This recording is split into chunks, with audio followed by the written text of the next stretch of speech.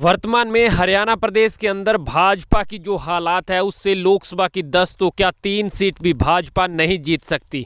इस बात को केंद्रीय गृह मंत्री अमित शाह अच्छी तरह से समझ चुके हैं।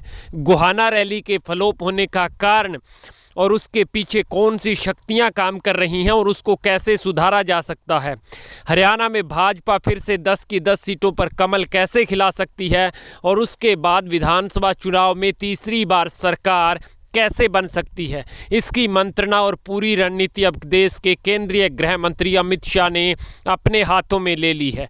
गोहाना रैली में कारण चाहे जो भी रहा हो, अमित शाह नहीं पहुंचे, टेलीफोन से मंच से भाषण दिया, लेकिन अब गोहाना रैली के बाद अमित शाह हरियाणा में एक बड़ी रैली का आयोजन करेंगे और निश्चित रूप से भाजपा के सभी मंत्री विधायकों को सख्त आदेश दे दिया गया है कि जितना हो सकता है यह आखिरी मान करके इसमें जी जान लगा दें।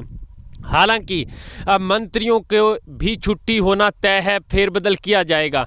चूंकि चुनाव से पूर्व भाजपा ने बहुत से राज्यों में मंत्रियों सहित सीएम की छुट्टी की बदलाव किया और नतीजे उनके पक्ष में मिले। अब लोकसभा चुनाव से ठीक पहले हरियाणा के अंदर नगर निगम के चुनाव हैं, जिसको लेकर के भाजपा कमल के निशान पर चुनाव लड़ने का ऐलान कर चुकी है।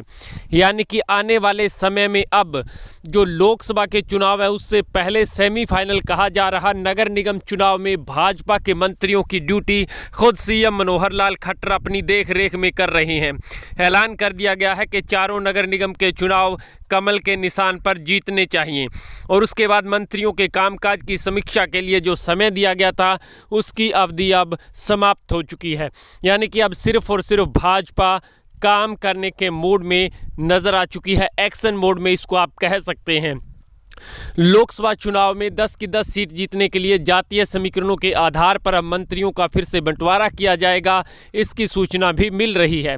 हालांकि फिलहाल इसकी संभावना थोड़ी कम नजर आ रही है, क्योंकि भाजपा हाईकमान एक बार चाहती है कि नगर निगम चुनाव में कमल के निशान पर वर्तमान मंत्रिमंडल के हिसाब से क्या नतीजे निकलते हैं, उसके बाद लोकसभा चुनाव से ठीक पूर्व बड़े बदलाव हरियाणा में सियासी स्तर पर किए जाएंगे। यानी बहुत से ऐसे मंत्री हैं जिनके कामकाज से भाजपा प्रदेश इकाई के साथ साथ भाजपा हाईकमान भी खुश नहीं है, उनको बदला जाएगा। उनके स्थान पर नए और युवा चेहरों को मौका दिया जाएगा जिनकी ग्रामीण अंचल में अपनी पकड़ अच्छी हो। कुल मिलाकर के अब प्रदेश संगठन के साथ साथ केंद्रीय गृह मंत्री अमित शाह और सीएम मनोहर लाल खट्टर और वरिष्ठ नेता अनिल विज ने कमान अपने हाथों में लेकर के भाजपा को ग्रामीण स्तर पर मजबूत करने का प्रयास शुरू कर दिया है।